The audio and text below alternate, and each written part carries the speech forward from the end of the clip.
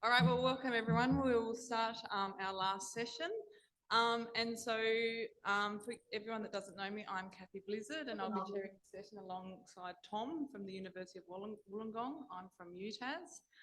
So I'll give you a little bit of background about what this session is and where the idea for this session came from. So I'm part of the M&D Collective, the Australian New Zealand M&D Collective. I chair the Discovery Driving team. And it was a suggestion from the lived experience expert team that they would really like in this conference to hear from the early career researchers and the mid-career researchers and hear about their hopes and dreams, or, what is their project about, and, what is their topic about, why do they care about it, and why should we care about it? So Lizanne and the organising team were very generous to incorporate this suggestion, and so we've come up with this idea of the Big Ideas session. So what we're also going to do, and what my fantastic postdocs Laura and Lorenzo will do now, is that we're going to give out a lot of bells. And so the point of this session is it's meant to be an inclusive session where we're all in this together.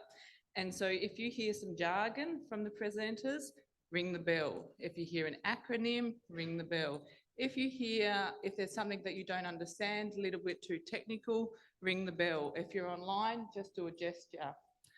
And so then at the end of this, we will award the Nobel Prize.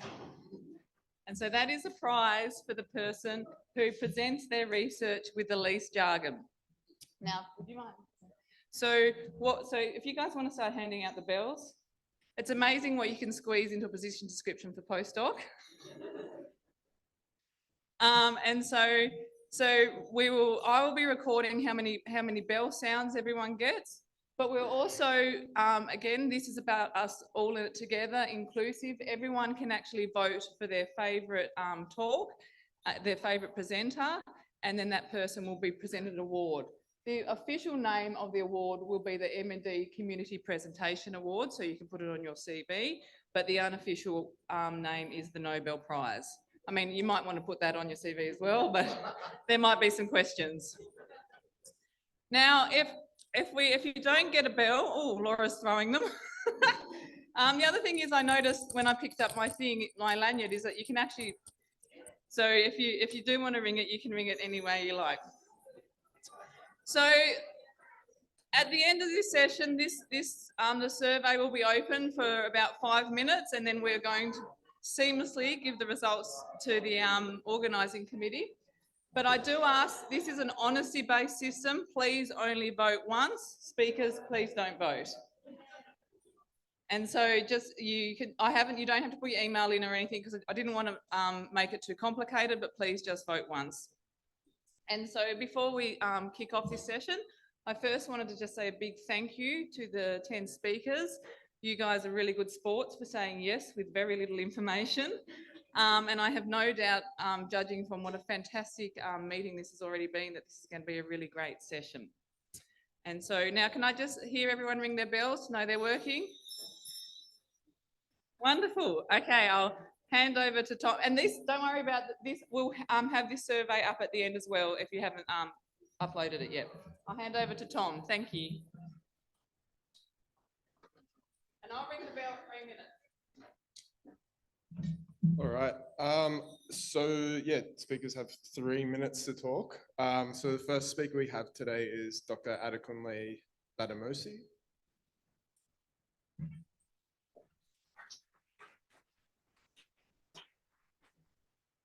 No pressure. Good afternoon, everybody, and thanks for the opportunity to speak. Can you imagine with me what would happen if we were all to go out into the night sky tonight, or maybe on a clear night, and look up into the sky? At best, you'd see a couple hundred or thousands of stars.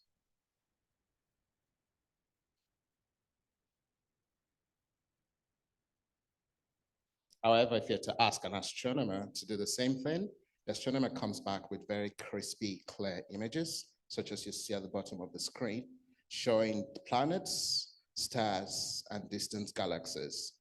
And the astronomer is able to do this by making use of the right advanced telescope.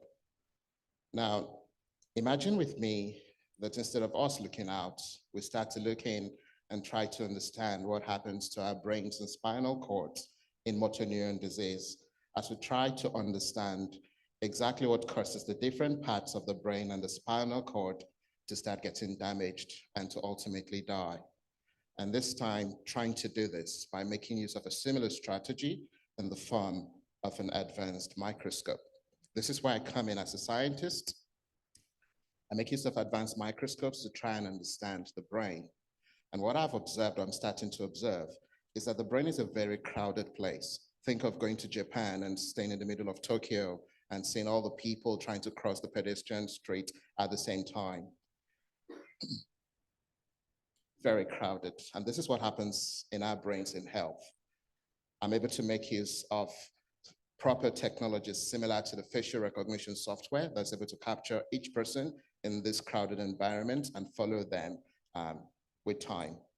However, what do you think happens in motor neuron disease? A bit of a sad news we heard about what happened in Korea some few months back, when a similar situation as what happens in Japan was uncontrolled, and you had people dying from a stampede. And this is what starts to happen as I make use of my advanced microscope in the brain as well as in the spinal cord. So start to round up to put things in context. This is what my night sky view looks like on the far left when I'm in the lab. When I apply my advanced microscope, this is what I see. As you can appreciate, on the far right of the image in the middle, you can see things with clarity. And finally, making use of the software that's able to recognize faces, I apply the same thing to my data. And in health, it's a bit of a crowded environment, but I call it organized chaos. However, in motor neuron disease conditions, it's harmful crowding that ultimately leads to stampede. Now, what's the implication of this?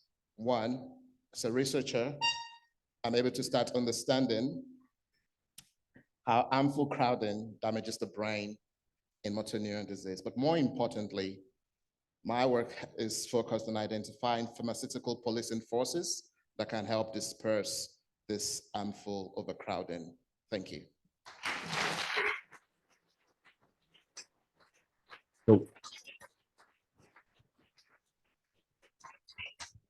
Okay, next speaker we have is Elise Kennett.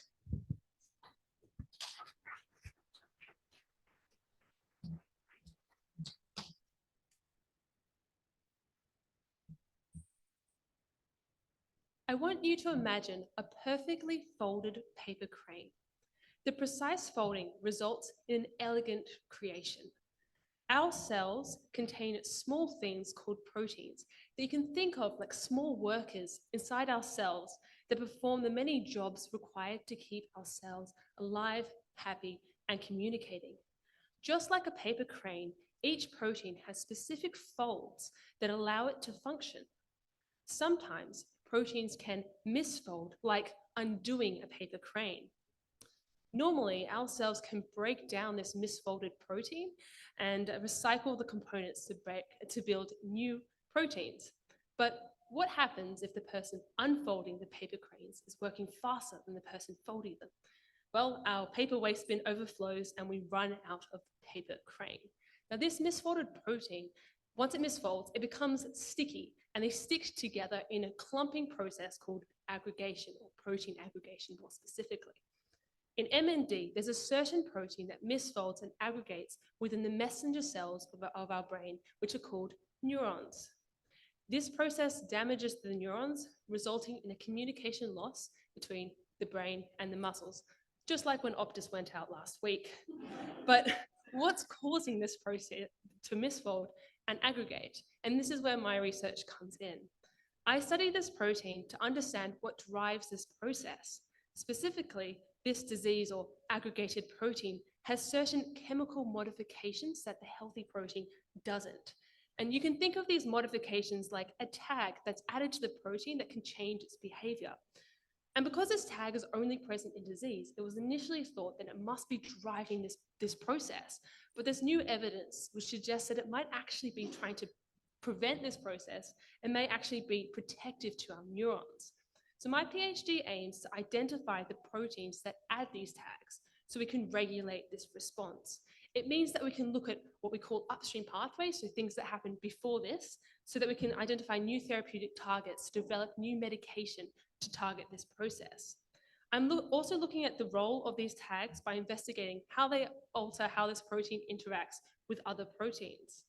By identifying the role of these tags in this disease process, I want to improve our understanding of the underlying process MND so we can target this disease at the cause. Thank you.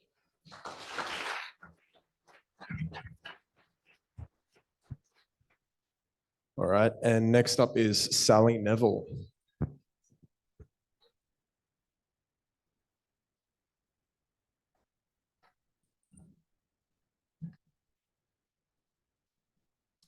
Well, it changes everything because well, firstly, I started working from home back before the pandemic hit. Because of my partner's condition, I just sort of got to a point where it's difficult for me to concentrate at work, knowing that just the potential for her to fall down the stairs and I wouldn't know. It's really about loss of function, really, which is about, trying to select activities that are within your capability, kind of, and accepting that you can't always do the things you did before. Hi, I'm Sally from UQ, and they were the perspectives of some of the people from the MND community. My research focuses on trying to understand what is important in the MND community and how we can address some of the challenges faced, so that we can align this with what we measure in terms of functional outcomes and priorities for care research, allowing us to direct our research towards that which can be used to promote advocacy and potential policy change to help reduce burden and increase quality of life in the MND community.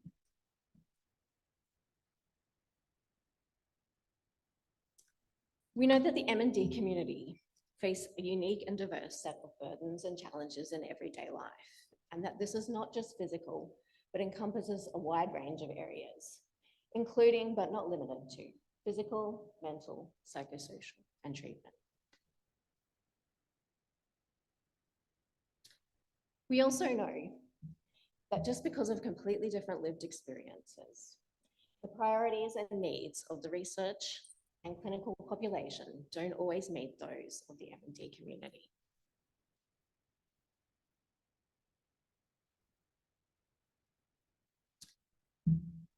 I've been looking at the perspective of both people living with MND and those that support people living with MND.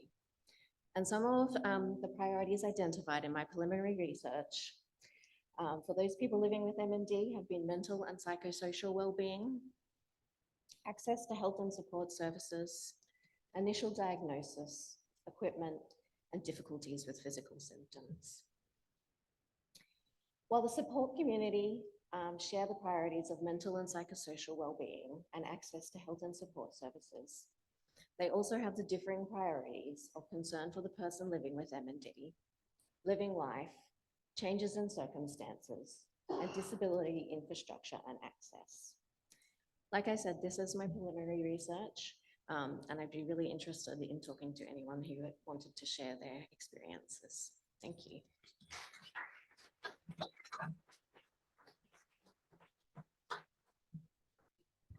Now I'd like to invite up Nirma Pereira.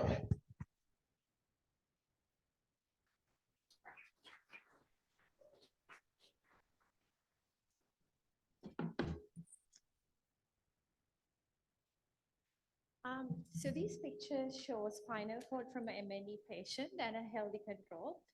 So as you heard in the morning, a hallmark in MND are these clumps or deposits that we can see inside the cells affected.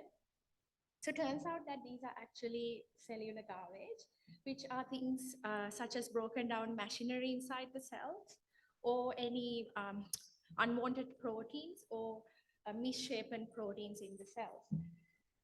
And just like in our cells, just like in a city, all our cells turns out that there's a pathway that can actually degrade and recycle these proteins. And this pathway is called this system is called the autophagic pathway. Okay, so, 'Since we discovered this, scientists have tried to use autophagy so that they can remove these deposits in neurons. So for example, some studies have tried to boost this process. In these cases, they have found that some of them have found that this can improve the lifespan of the MND mice. But in the other cases, they have found this is actually harmful to the MND mice and it accelerated the disease. And also paradoxically, when other studies try to block this process, it was protective. So what's actually going on here? So what we thought was before we can meaningfully modulate this process as a treatment for MND, we first have to learn and chart and map this process in all the cell types that's affected in MND. So with a grant from MND Australia, this is exactly what we did. So we were able to get a new mouse model, and you can see in these microscope images, this autophagy mouse allows us to see machines of this system as these dots inside the cells. So you can see that clearly in the MND, there's less of these autophagy machinery compared to the healthy control motor neurons. So this suggests that there's a lower rate of this pathway in MND compared to the healthy controls. But very interestingly, we also saw that these cells that are surrounding the motor neurons were lighting up with this pathway machinery. And this suggests that these cells actually have a higher rate of recycling pathway or autophagy pathway. These cells, these small cells are actually called glia, and they provide essential support to the survival and function of the motor neurons. So what we think is with this holistic picture, okay, I'm clearly not winning the Nobel Prize. But because I'm up here, I might as well just finish and tell you the story. Okay, I can take my time now.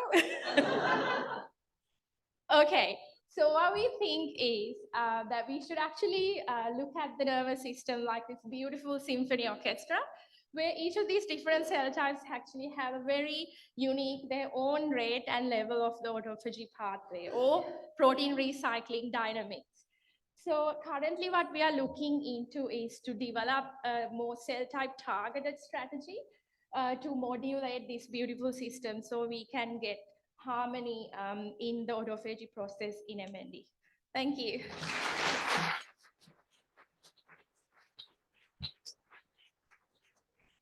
Next, we have Thomas Shaw.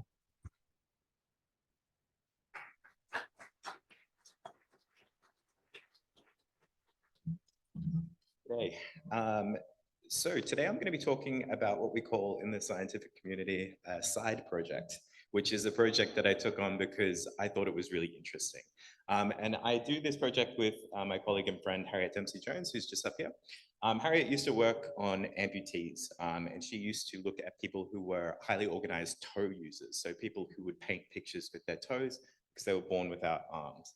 And what she found is that in the brain, and especially in the sensory cortex, which we can see here.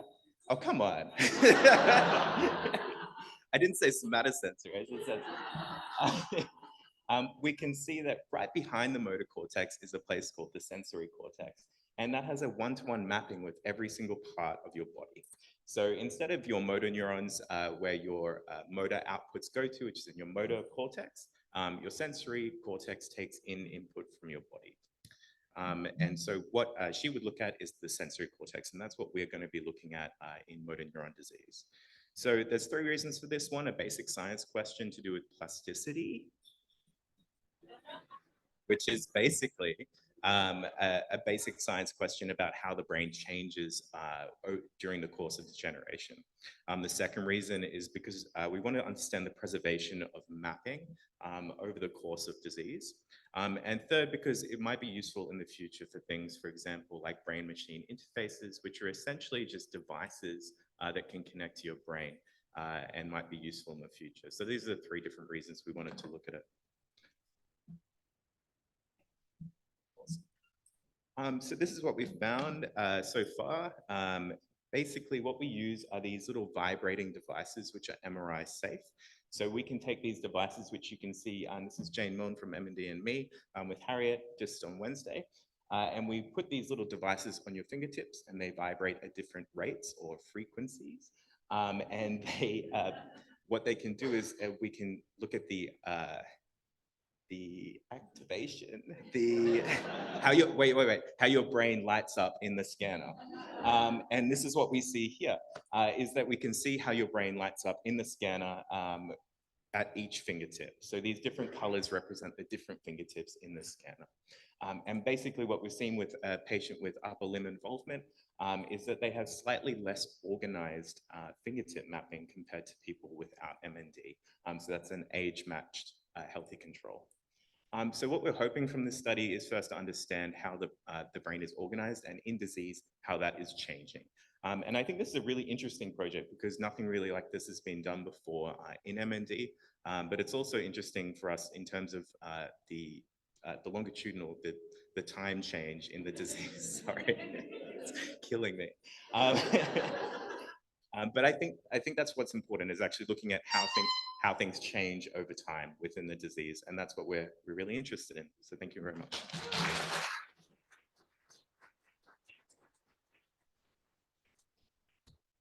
Next, we'll be hearing from Rachel Tan.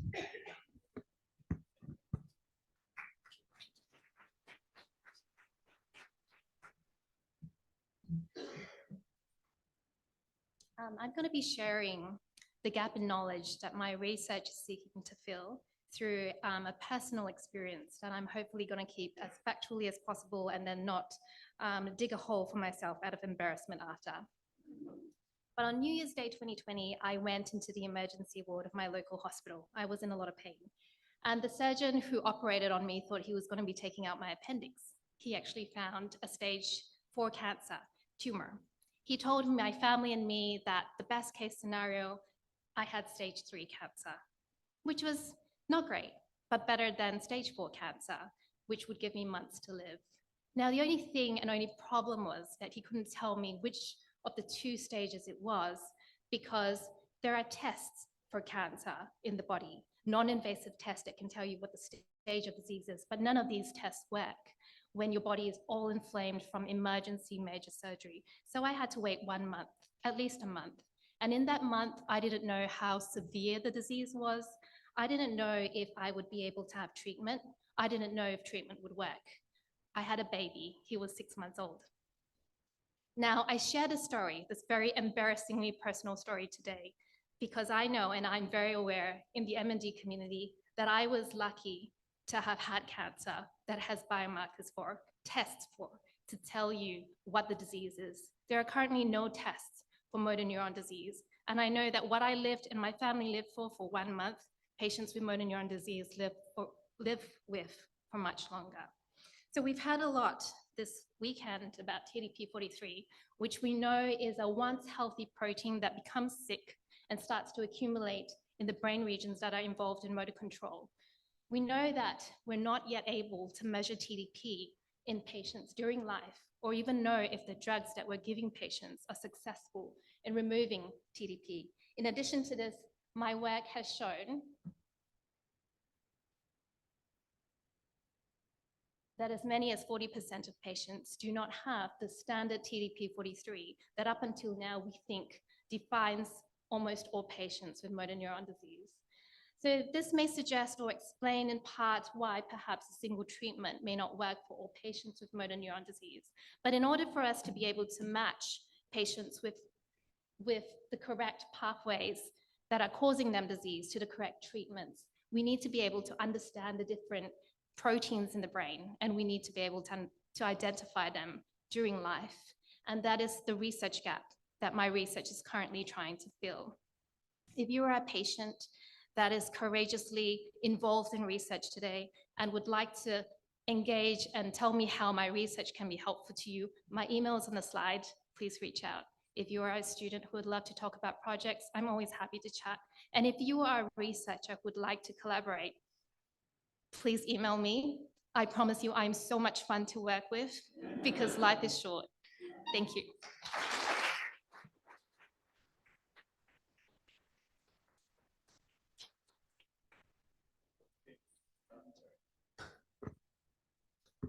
Andrew Tossolini. Okay, hi, I'm here to talk to you about axonal transport and motor neuron disease. That's the title. So what is axonal transport? Well, the best analogy is actually looking at transport. Like this video where you can see a big highway connecting that we see between major cities such as Sydney and Wollongong. You see different types of vehicles such as cars, trucks, motorbikes, and they're carrying different types of cargoes, people, clothes, food, etc. And of course, in humans, we have a very long road, which is called the axon, which connects the cell body in the spinal cord to the muscles. And inside that, we have different parts, different cargoes, which are going one way from the spinal cord to the muscle, and then back from the muscle to the spinal cord. But wouldn't it be great if we could see this in real time? To do this, my research focuses on mouse models of motor neuron disease. And what I can do, and the video is playing great, is I can take some of these mouse models and I can look at the movement of certain things that produce energy or that are involved in survival signals.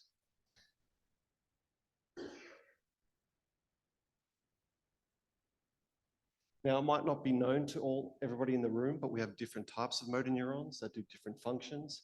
Fast motor neurons are involved with highly dexterous, highly precise movement, and slow motor neurons, which are involved in maintaining posture. What we do know is that these fast motor neurons become sick first, and they're the first to lose their connections with the muscle, but the slow motor neurons are more resistant.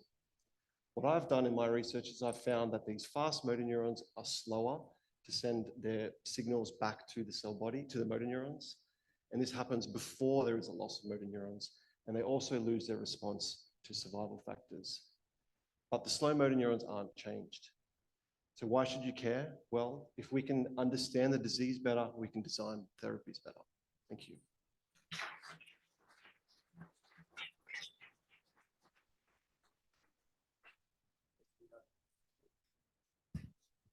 Next, we have Annika van Hummel.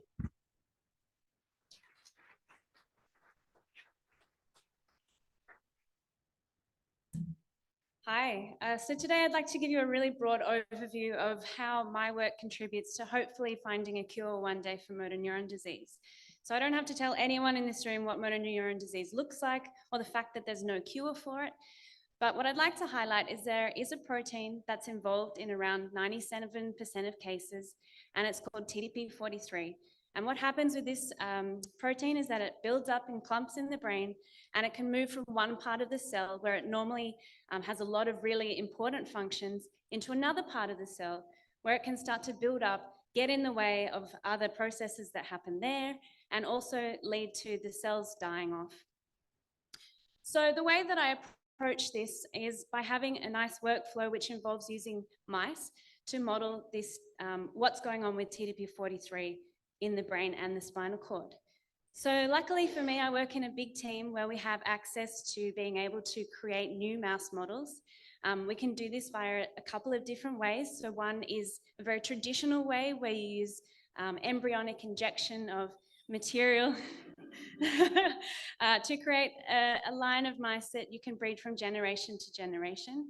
Another way is to use a cool tool which will actually modify the genes in an individual mouse. And so what I do with these models once they're created is I really map out the timeline of what's happening with onset of disease and how this progresses over time. And the cool thing about mice is we can look at different time points, so pre-symptomatic time points during disease and what's happening at the end of disease. And it's really important to map out this timeline and fully understand everything that's going on in these models at different time points. So after that, I can use tailored sort of mouse models to ask a variety of different questions. And a few of the questions that I'm asking at the moment involve how TDP43 might be interacting with other proteins. And you heard a lot about this afternoon from my colleague Yaziki. Also how other genes that have been discovered by some of the my colleagues in the Motor Neuron Disease Centre at Macquarie Uni are possibly accelerating or slowing down progression of disease. And other non-motor type symptoms like metabolism, which you heard about yesterday from my student Alex. So another cool thing is once I've uncovered these underlying processes that are going on, we can hopefully discover new targets that we can try to treat. So I am lucky to work with a team of chemists who really can cleverly come up with new treatments based on these targets. And I'm able to then take these amazing compounds and peptides and things that they come up with and actually test these back in the mice. And because they're so well characterized, I can look at all these different symptoms and I know exactly which time points to look at and how to approach this. So hopefully this will lead to us getting closer to a treatment in the near future. Thank you.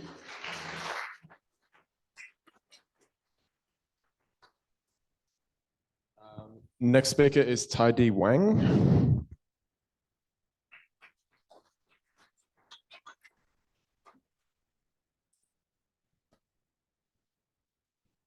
Thank you for giving me this opportunity to do the talk. As we are all aware, there are many causes of motor neuron disease. Some are caused by genetic mutations in our genes, and the others we don't really know. And it is due to this fact, it is quite hard to design drugs to treat motor neuron disease because not all motor neuron disease patients are the same. But however, one of the characteristics that all motor neuron disease patients share is the degeneration of motor neurons in the brain and also motor neurons that are in the spinal cord. Understanding how motor neurons are lost is important because it can give us new drug targets for us to design to stop motor neurons from dying. What if I were to tell you that, surprise, this protein called, spoilers, this protein called GPX4 is critical for motor neuron health. It's good for motor neurons and motor neuron disease. To highlight this fact, mice that do not have this protein in their brain and spinal cord, they go under rapid motor neuron dysfunction, brain inflammation, and progressive paralysis and death within just days, which mirrors a lot of the symptoms and shares many overlapping features with motor neuron disease themselves. What we found is that this key critical protein, GPX4, is depleted in the central nervous system, so the spinal cord of sporadic ALS patients, and also familial ALS patients. In addition to that, we also found the depletion of this protein in the spinal cord of 3 additional mouse models of ALS, suggesting that the loss of this protein may be a universal key feature of ALS. What we did next was that we upregulated this protein. We increased the levels of this protein in the spinal cord and brain of a mouse model of motor neuron disease, and that improved the locomotor function of these mice. It delayed the disease onset of these mice, and it also improved the survival of these mice. What that means is that clinically, it means better survival outcome for the patients and also better quality of life. So our study discovers a new role for GPX4 in mediating motor neuron death in ALS. And because of this protein is regulated by levels of selenium inside the cell, we are now attempting to treat our mouse model with selenium to see if it has any potential therapeutic benefits for MND. Now imagine an affordable yet effective way to treat motor neuron disease. I'd like to thank the Turner Lab and Fight MND for the support over the years.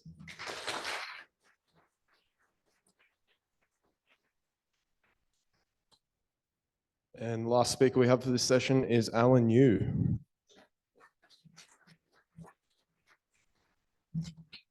Before I start, I think this is the most challenging talk in my career.